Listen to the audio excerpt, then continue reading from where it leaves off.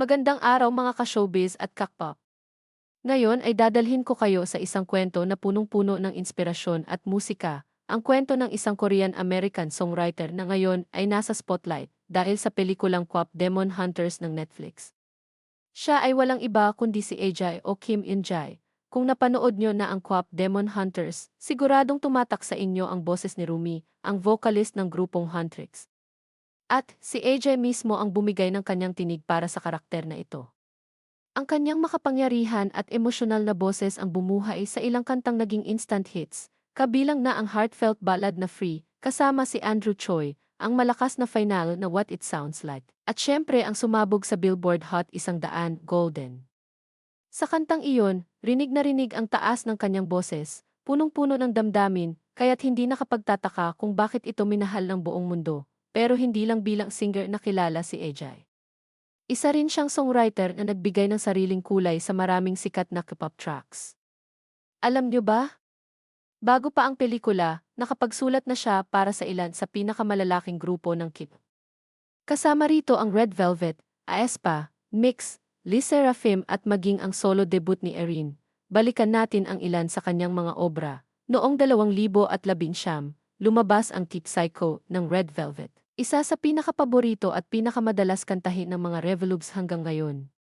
Sa likod nito, kasama si Ajay bilang isa sa mga nagsulat ng topline o mismong melody at lyrics. Ang kantang ito, kahit ilang taon na ang lumipas, ay nananatiling klasikong pamana ng Red Velvet. Pagdating naman sa Mix, siya ang isa sa utak sa likod ng debut single na Hi. Alam natin na noong unay maraming nagulat at nahati ang opinyon tungkol sa kantang ito. Pero sa huli, ito rin ang naglatag ng pundasyon ng tinatawag na mixed pop sound ng grupo.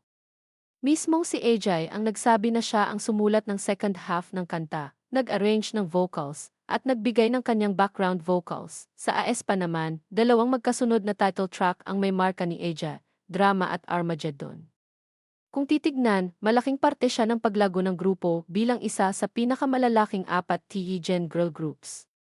Siya mismo ang nagbahagi sa kanyang Instagram na hindi lang siya nagsulat, kundi nag-record at nag-arrange din ng background vocals ng mga ito. Hindi rin mawawala ang Red Velvet's Erin, na noong 2024 ay nagsolo sa kantang Like a Flower. Afro-inspired ang tunog nito at nagbigay ng panibagong flavor para kay Erin.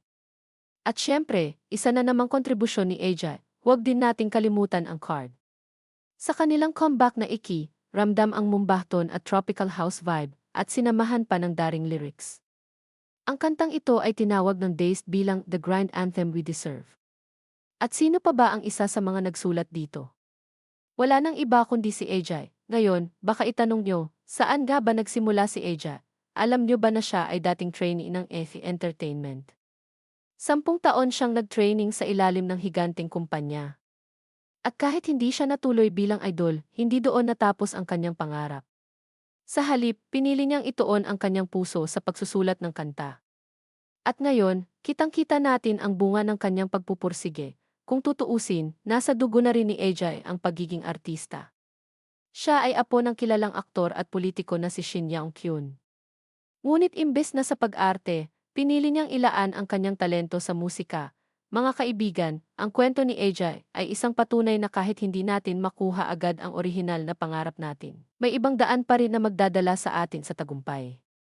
Ngayon, hindi lang siya songwriter, kundi isa na ring boses ng isang international animated film na kumakalat sa buong mundo. Kaya naman masasabi natin, mula trainee hanggang world-class songwriter at Netflix star, yan si Ajay.